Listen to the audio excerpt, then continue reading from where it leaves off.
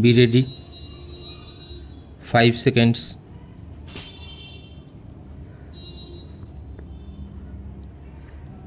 Start. Mr. Vice Chairman, sir, I am thankful to you for allowing me to speak on this subject because it is better late than never. Of course, there are only a few points which I want to make here. Railway budget to me is another attack by the government on the general masses of the country when it has belied the hopes of these masses.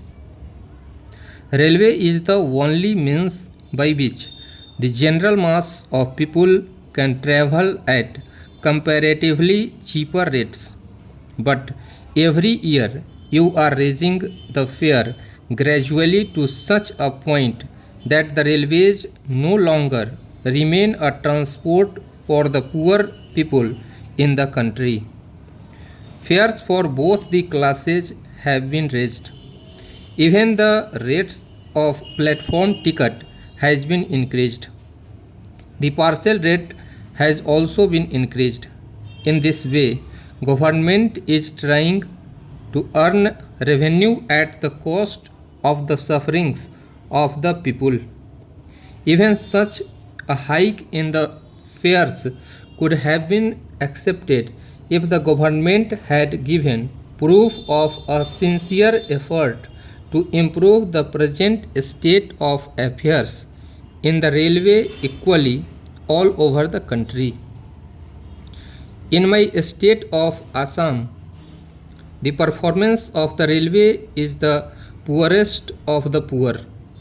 While Honorable Prime Minister talks of leading the country towards the 21st century at a high speed, the only meter gauge train, which is the only railway connection between Guwahati and Dibrugarh in Assam, takes 18 hours to run between these two places situated at a distance of about 500 kilometers only.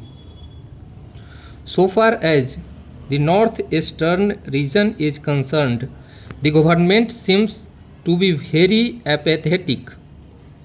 The meter gauge tracts in Assam were built by the Britishers, while in independent India, the whole country has been having broad gauge lines.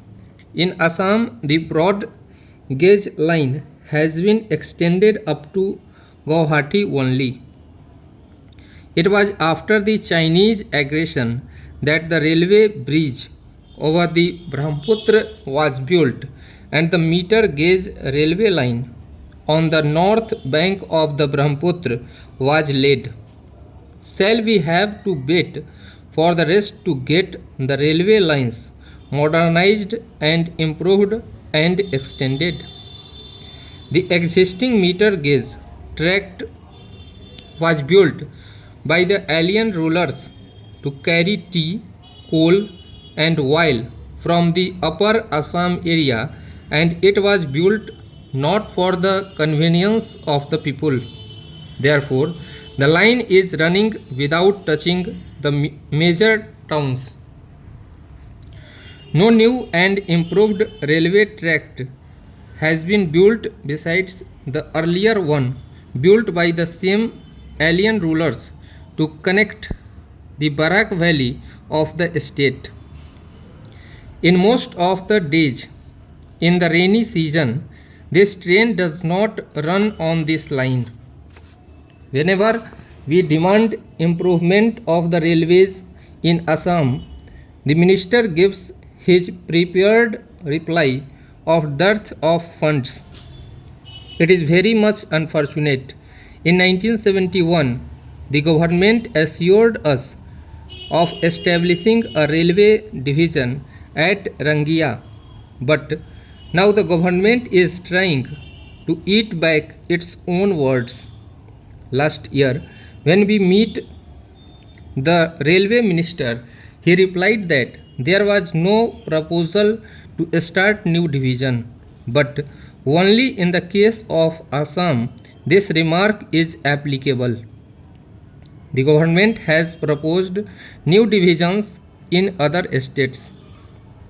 I want to know why the government is taking such a stand in the case of Assam only. The demand for a bridge over the Brahmaputra has also been turned down on the plea of the constraints of funds. This bridge would connect the remote areas of Arunachal with the rest of the country and would help tremendously for the socio-economic development of the whole northeastern region. But the ministry is not paying heed to this necessity and demand. The main railway tract is running through the city of Guwahati, and the state government as well as the people have been demanding to shift the tract from the middle of the city to a side. But the ministry is not in favor of doing so. There are about 40 railway crossings in the state, but there are only a few flyovers. The government seems to be not interested at all in building flyovers for the safety of the people and for necessary speed in the day-to-day life of the state as a whole. In Assam, the railway train runs at the speed of a snail. It has dirty coaches, without cushions, without catering, even without water and light sometimes.